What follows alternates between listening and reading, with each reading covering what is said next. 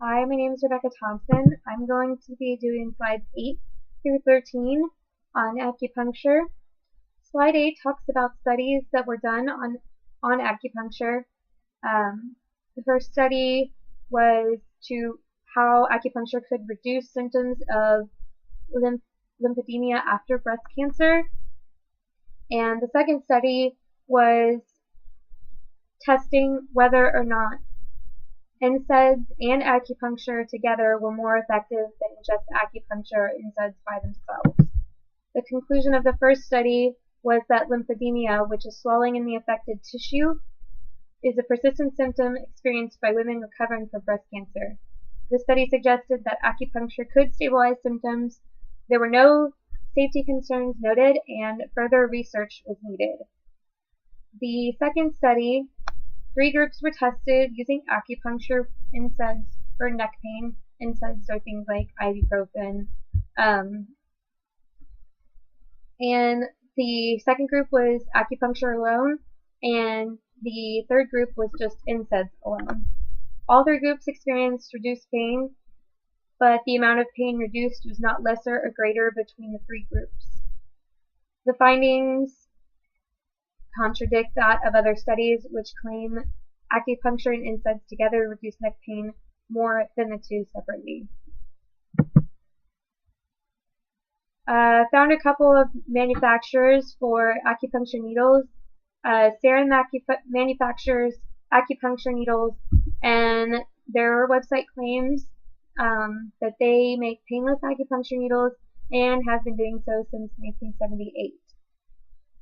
MPEX, which is another manufacturer, makes all types of needles with their main focus on glucose testing needles, but they also manufacture acupuncture needles, and they pride themselves on selling quality needles at a good price. Most of the research I found when looking for manufacturers of acupuncture needles, many of the companies are based in China. The safety of acupuncture. According to Ramsden James, there have been 395 instances of complications based on case reports done between 1966 and 1993. Many of these were minor, such as bruising, but 216 were serious, to include several cases of pneumothorax, which is a collapsed lung, and injury to the spinal cord. Only 1 death was ever reported between 1966 and 1993, and this was due to a needle penetrating the pericardium, the double-walled sac that surrounds the heart.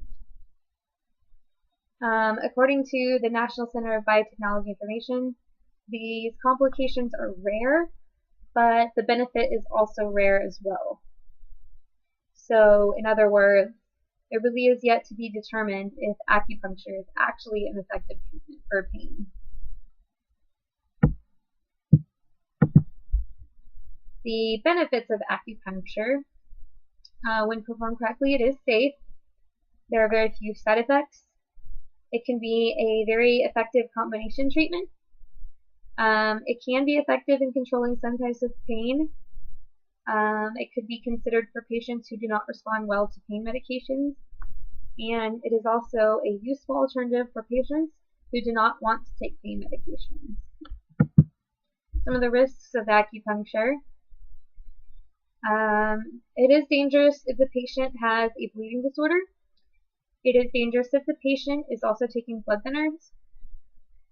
There may be bleeding, bruising, and soreness at the injection sites, which, in my opinion, kind of negates the whole trying to get rid of pain.